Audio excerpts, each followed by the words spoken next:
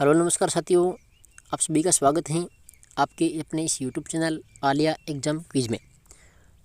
तो अगर आपने भी सीटेट का फॉर्म भरा है और अगर आप सीटेट की तैयारी कर रहे हो तो आपको पुराना पेपर ज़रूर देखना चाहिए। और मैं आपके लिए लेकर आया हूं जो पिछला एग्ज़ाम हुआ था सीटेट का 20 अगस्त 2023 को। तो उसी पेपर को अपन यहाँ पर सॉल्यूशन के रूप में देखने वाले हैं। आप सभी एक बार वीडियो को लाइक और शेयर ज़रूर कर लीजिएगा और साथ में ही चैनल को सब्सक्राइब ज़रूर कर लेना ताकि आने वाले प्रत्येक वीडियो का नोटिफिकेशन आपको मिलता रहे। अपन अलग अलग भाग वाइज पेपर देखेंगे। पहले अपन साइकोलॉजी, फिर वही लैंग्वेज के पेपर देखेंगे, ठीक है। तो आज की वीडियो में अपन देखने वाले हैं बिल्कुल साइकोलॉजी के पूरे 30 प्रश्न जो हैं किस प्रकार से पूछे गए थे पिछले एग्ज़ाम में, तो सभी प्रश्न अपन देखने वाले हैं। तो करते हैं शुरुआत। देखिएगा, पहला जो प्रश्न पूछा गया था वो था यहाँ पर डिस्ग्राफिया कि डिस्ग्राफिया किसे कहते हैं, ठीक है। तो यहाँ पर जो 4 ऑप्शन थे वो ऑप्शन है कि एक भाषण विकार है जिसकी विशेषता हकलाना और उच्चारण में त्रुटियाँ करना है। दूसरा है एक गतियुक्त विकार है जिसकी विशेषता स्थूल पेशीय बाध्यता है। तीसरा ऑप्शन था कि एक तंत्रिकीय विकार है जिसकी विशेषता अक्षरों और आकारों को बनाने में कठिनाई है। और चौथा ऑप्शन कि एक मनोवैज्ञानिक विकार है जिसकी विशेषता ध्यान का अभाव और आवेगशील व्यवहार है। तो ये पहला प्रश्न था जो पिछले एग्जाम में पूछा गया था। तो इसका जो राइट आंसर है वो आंसर होगा कि एक तंत्रीय विकार है जिसकी विशेषता अक्षरों और आकारों को बनाने में कठिनाई है। तो ये कहलाता है डिस्ग्राफिया, ठीक है। इसी तरह से आपके जो पेपर होगा तो उसमें एग्ज़ाम में प्रश्न देखने को मिलेंगे। अगला प्रश्न देखिएगा।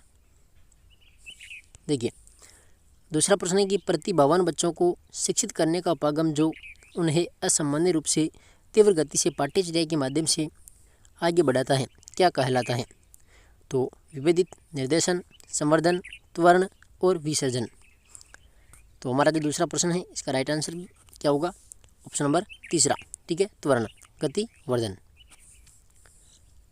तीसरा प्रश्न देखिए, शिक्षक जो समावेशी कक्षाओं की दिशा में काम कर रहे हैं उन्हें चाहिए कि वे पाठ्यचर्या में अनुकूलन करें, विविध दृष्टिकोणों को शामिल करें, अपने स्वयं के अंतर्निहित पूर्वाग्रहों की जांच करें और विविधता को एक बाधा के रूप में देखें। तो यहाँ पर पूछा है कि उपयुक्त में से कौन सा सही है। तो यहाँ पर देखिए, एक तो पाठ्यचर्या में अनुकूलन करें, दूसरा विविध दृष्टिकोणों को शामिल करें और अपने स्वयं के अंतर्निहित पूर्वाग्रहों की जांच करें। यानी जो ऑप्शन नंबर जो दूसरा है 1, 2, 3 ये इसका राइट आंसर हो जाएगा, तीसरा जो प्रश्न है उसका, ठीक है। देखिए अगला प्रश्न, शैशवावस्था में सामाजिकरण की यहाँ पर ऑप्शन आपके यहाँ पर खाली स्थान दिया हुआ है और संस्थाएं प्रमुख रूप से महत्वपूर्ण हैं जबकि प्रारंभिक बाल्यावस्था में सामाजिकरण की वापस से खाली स्थान और संस्थाएं भी महत्वपूर्ण हो जाती है। तो 2 खाली स्थान इसमें पूछे गए थे, ठीक है।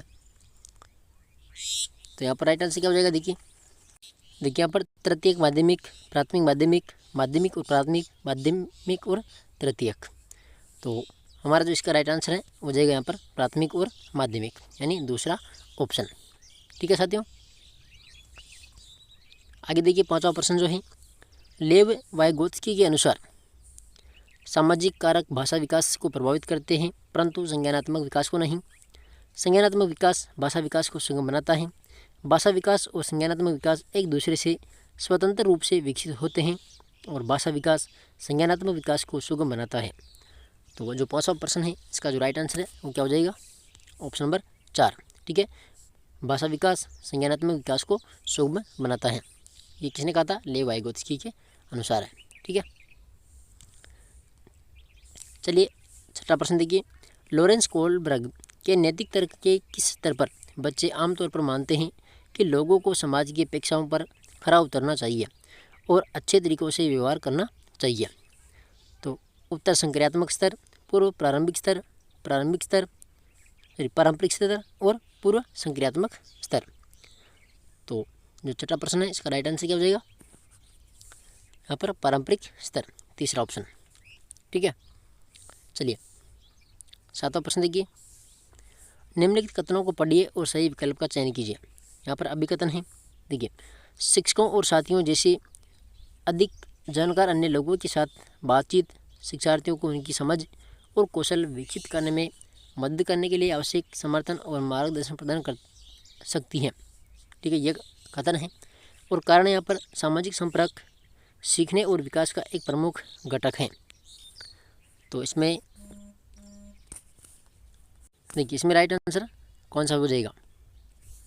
देखिए ऑप्शन है यहाँ पर, देखिए इसमें देखिए ऑप्शन नंबर जो दूसरा है, ए और आर दोनों सही है तथा आर एक की सही व्याख्या है। ठीक है, यानी जो ऑप्शन नंबर दूसरा है ये इसका राइट आंसर हो जाएगा। चलिए 8 नंबर प्रश्न है, अधिगम के लिए आकलन का मुख्य लक्ष्य क्या है? ठीक है, अधिगम के लिए आकलन का मुख्य लक्ष्य क्या है? तो उन विद्यार्थियों की पहचान करना जिन्हें धीमे सीखने वालों के रूप में वर्गीकृत किया जा सकता है। दूसरा ऑप्शन है विद्यार्थियों के प्रदर्शन का मूल्यांकन करना और ग्रेड देना। तीसरा है विद्यार्थियों को प्रतिपुष्टि प्रदान करना जिसका उपयोग उनके अधिगम में सुधार के लिए किया जा सकता है। और चौथा है विद्यार्थी के प्रदर्शन की तुलना एक मानक या तय पैमाने से करना। तो यहाँ पर जो राइट आंसर है वो क्या हो जाएगा? ऑप्शन नंबर तीसरा, विद्यार्थियों को प्रतिपुष्टि प्रदान करना जिसका उपयोग उनके अधिगम में सुधार के लिए किया जा सकता है। तो ये अधिगम के लिए आकलन का मुख्य लक्ष्य माना जाएगा। ठीक है, तो ऑप्शन नंबर तीसरा इसमें राइट हो जाएगा।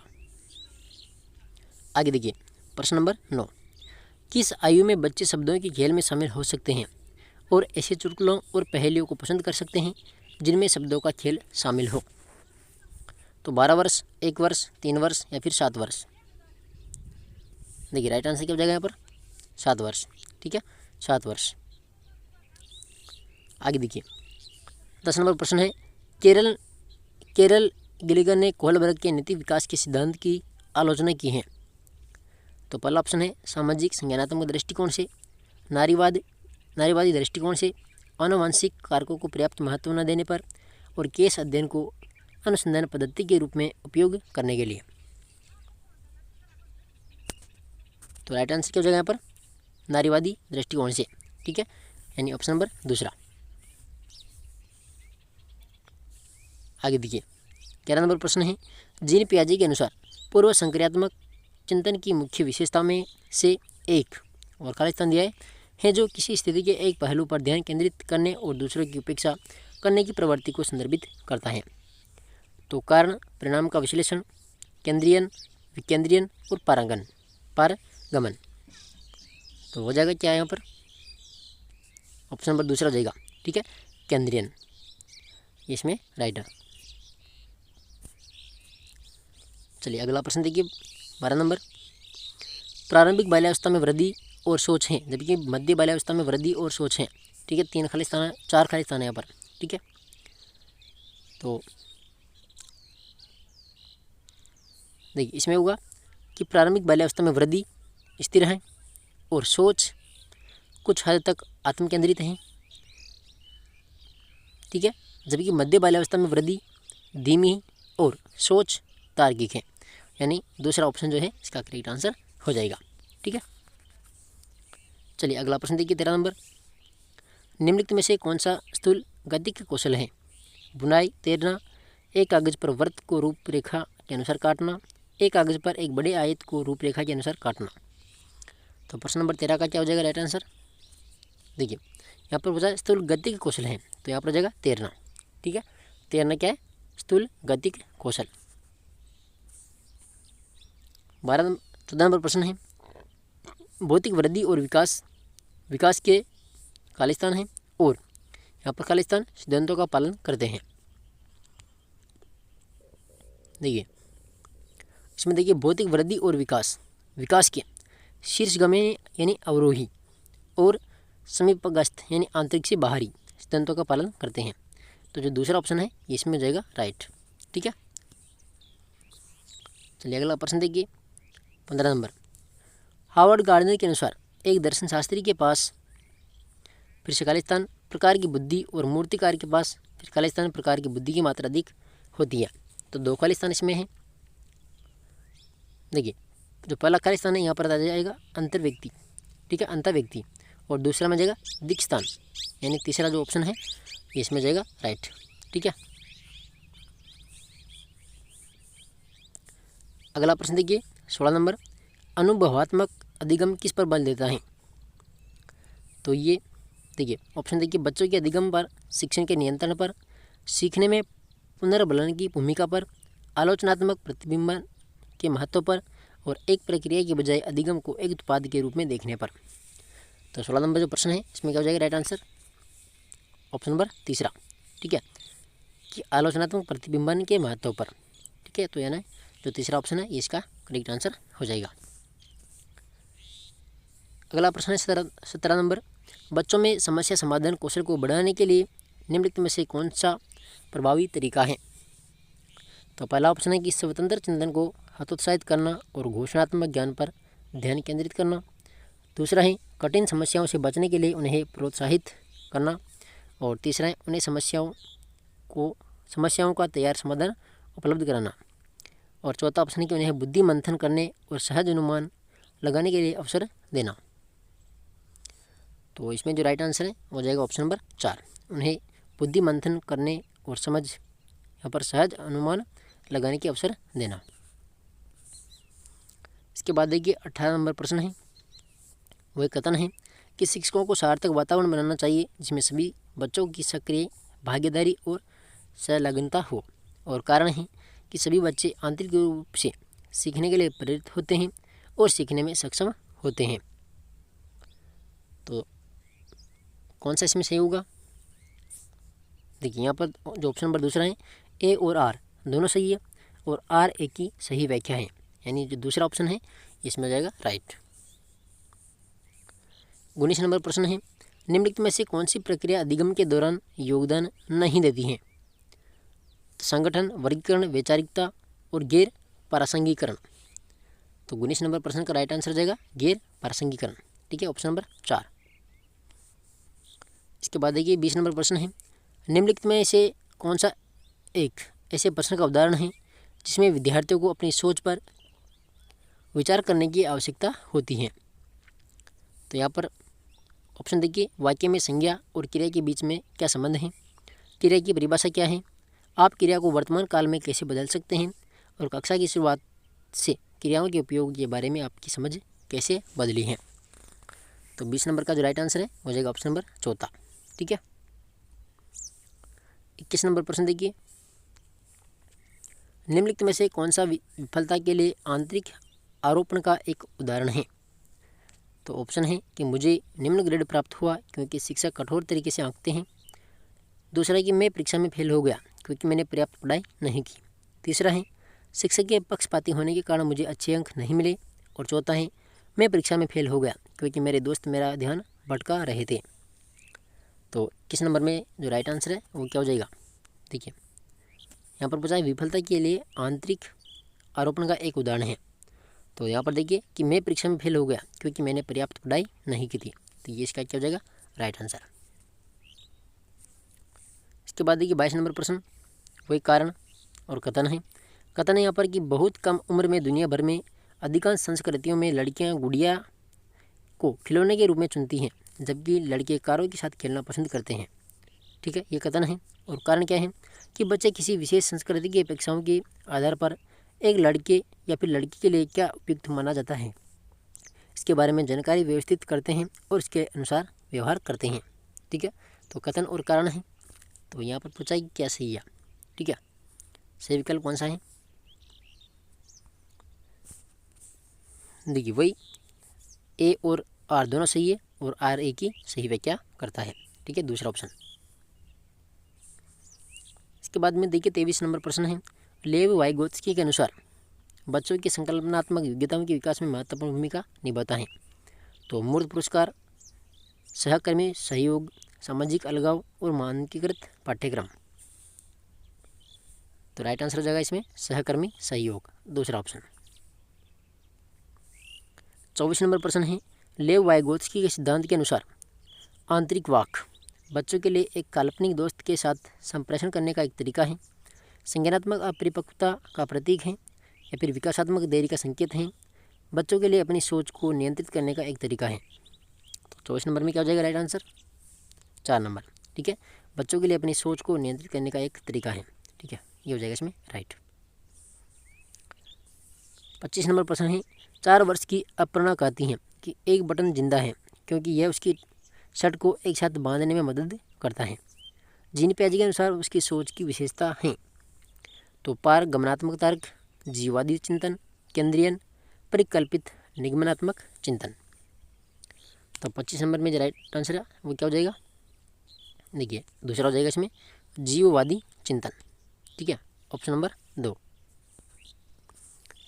आगे देखिए 26 नंबर प्रश्न, निम्नलिखित में से स्वलीनता वाले विद्यार्थियों की विशिष्ट विशेषता कौन सी हैं? तो कल्पना को तथ्य से अलग करने की श्रेष्ठ क्षमता, उन्नत सामाजिक भावनात्मक पारस्परिकता, बार बार दोहराव और आवर्ती व्यवहार और संवाद कौशल का उत्तर उच्च स्तर। तो 26 नंबर जो प्रश्न है इसमें हो जाएगा, ठीक है, तीसरा ऑप्शन, बार बार दोहराव और आवर्ती व्यवहार। इसके बाद देखिए 27 नंबर प्रश्न है, कथन और कारण। कथन है कि शिक्षार्थियों के बीच समालोचनात्मक चिंतन को सुगम बनाने के लिए शिक्षकों उन्हें विविध परिस्थितियों और विभिन्न दृष्टिकोणों से अवगत कराना चाहिए। और कारण है, जब विद्यार्थी विविध मतभेदों के बीच बातचीत में संलग्न होते हैं तो वे समालोचनात्मक और रचनात्मक रूप से सोचने की अपनी क्षमताओं को सीखते और समृद्ध करते हैं। तो यहाँ पर कौन सा विकल्प सही है? इसमें हो जाएगा दूसरा, ए और आर दोनों सही है और आर ए की सही व्याख्या करता है, दूसरा ऑप्शन। ठीक है, इसके बाद देखिए 28 नंबर प्रश्न है, निम्नलिखित में से अधिगम का प्राथमिक लक्ष्य कौन सा होना चाहिए? तो देखिए तथ्यों को रटना, यंत्रवत याद करने के पूर्वाभ्यास में उत्कृष्ट बनना, समकक्षों के साथ प्रतिस्पर्धा और समालोचनात्मक चिंतन का विकास। तो इसमें हो जाएगा समालोचनात्मक चिंतन का विकास, चौथा ऑप्शन। 29 नंबर प्रश्न है, बच्चे सबसे प्रभावी ढंग से तब सीखते हैं यदि कोई अवधारणा सामान्य से विशिष्ट की ओर बढ़ती हैं, अमूर्त से मूर्त की ओर बढ़ती हैं, जटिल से सरल की ओर बढ़ती हैं या फिर तर्क संगत से अनुभवजन्य की ओर बढ़ती हैं। तो 29 नंबर में क्या हो जाएगा, सामान्य से विशिष्ट की ओर बढ़ती है, यानी पहला ऑप्शन। ठीक है, पहला ऑप्शन इसमें राइट है। और ये साइकोलॉजी का जो लास्ट प्रश्न है 30 नंबर, ठीक है, वो देखिए, विद्यार्थियों की सीखने की शैलियों में विविधता को महत्व दिया जाना चाहिए और मानव विविधता के प्रतिबिंबन के रूप में देखा जाना चाहिए।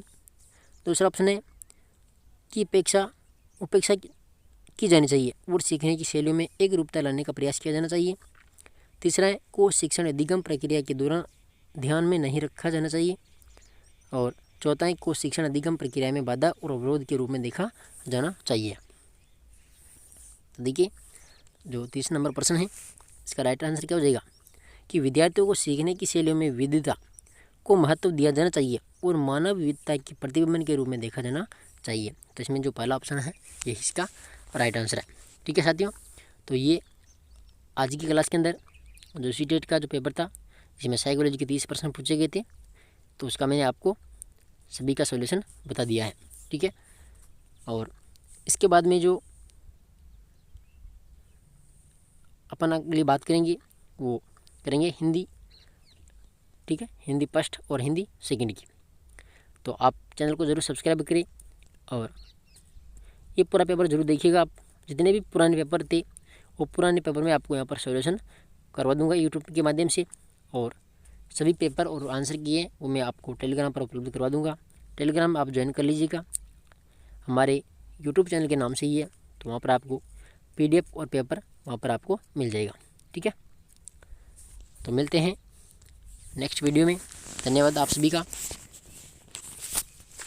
और करते रहिए तैयारी। ठीक है, धन्यवाद।